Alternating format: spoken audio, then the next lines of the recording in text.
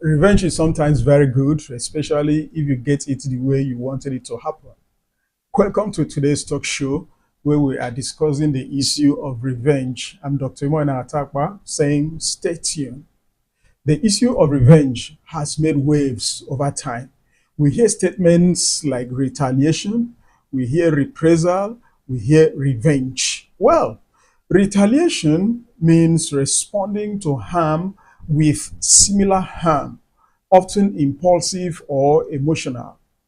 Revenge is intentional harm to satisfy a personal desire, often with a focus on the perpetrator suffering, while reprisal has to do with a formal or official response, especially like the diplomatic or military response, often with a strategic goal in mind.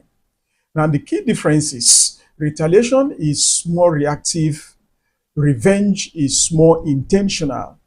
Reprisal often implies a formal or official context. At the end, it means do me, I do you. The other aspect of God no go vex is a story for another day.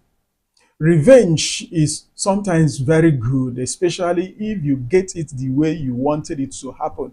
I've heard these statements time and again, too often, but revenge, my dear, has plenty bad and negative effects on its own.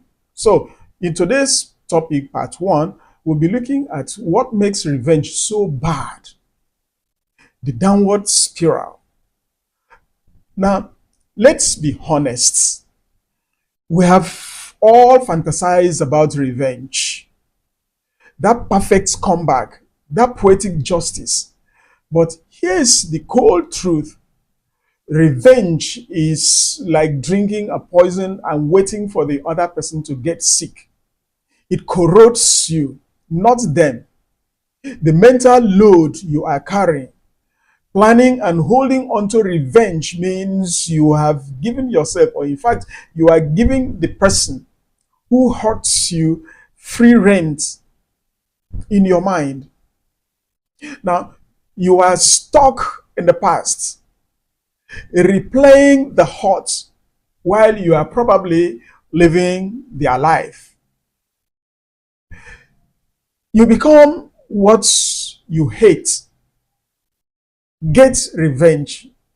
You often have to stoop to their level, to lie, to manipulate, or to harm. You risk losing your integrity, your kindness, your peace. You might win the battle, but lose yourself in the war. It almost never delivers what you promise yourself. The empty win, the phenomenon. You imagine these moments of sublime satisfaction, but often when the deed is done, you just feel hollow. The original wound isn't healed by the pain. The betrayal isn't undone. You are left with a new set of complications and often guilt. It creates an endless cycle. Revenge creates an endless cycle. Revenge is really the end. It's an invitation for a counter strike. Hurt begets hurt, begets hurt. Makes a family to have long-standing mutual hostility. The statement of fact is that an eye to an eye leaves everybody blind.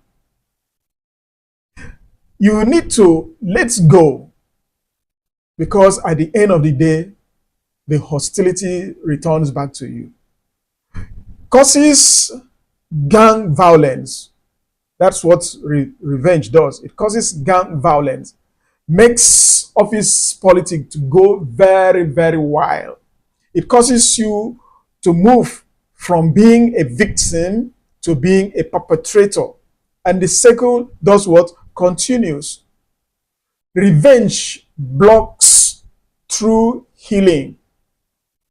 Healing requires letting go of the pain and moving forward, but revenge requires clinging to the pain and focusing on the past. You cannot do both. Choosing revenge is often choosing to stay wounded. Now, when we come back, we'll look at part two that talks about, can we say anything positive about revenge? Stay tuned.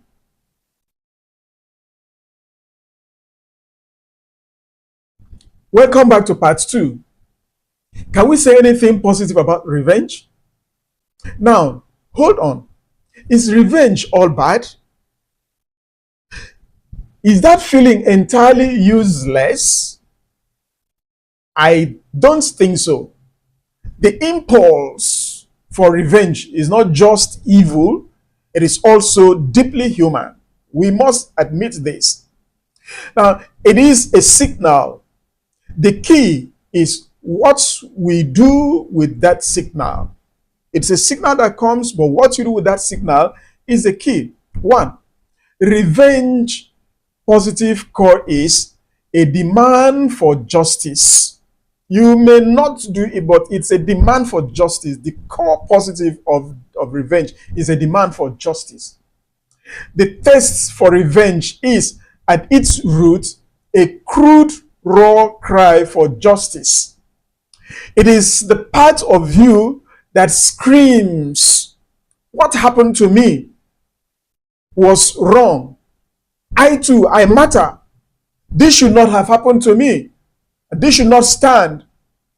That feeling is valid and important. It is your self-respecting fighting back. It highlights your boundaries. That furious feeling is a bright red flag showing you that you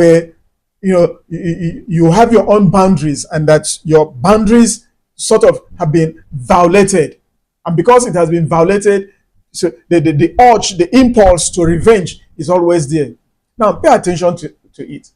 The positive move is to say, this anger shows me what I value. Now, how do I protect myself and my values going forward in a healthy way? The best revenge is a life well lived. That's the best revenge. This isn't just a clinch. The most important and powerful positive refrain of revenge is transcendence. And transcendence is the act of surpassing usual limits, or the state of being beyond the range of normal perception. Now, you need to practice happiness as revenge. When they are trying to make you go angry, when they are trying to cause harm to you, you need to practice happiness. It's the best form of revenge. Build a joyful, loving life. Let your peace be the answer to their chaos. Practice indifference as revenge. The ultimate defeat for someone who sought to hurt you is realizing you no longer think about them. You have healed. You have moved on. It pains them. Now, you need to be cautious.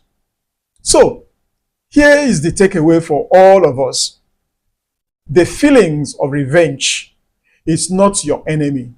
It is your wounded self that is crying out for justice. Listen to it. Acknowledge the hurt, but then be smarter than the impulse. Don't let revenge be a backward-looking act of destruction. Aim at someone else. Let it transform into a forward-looking act of constructing yourself in a manner that God will say, this is my child. The most positive thing about revenge is that its raw enemy, or energy rather, can be the fuel for your greatest comeback story. Not against them, but for you. So, as you live your life, The best revenge is not getting even, it is getting better. Until I come your way again, I want to believe that you have gained much on the topic revenge.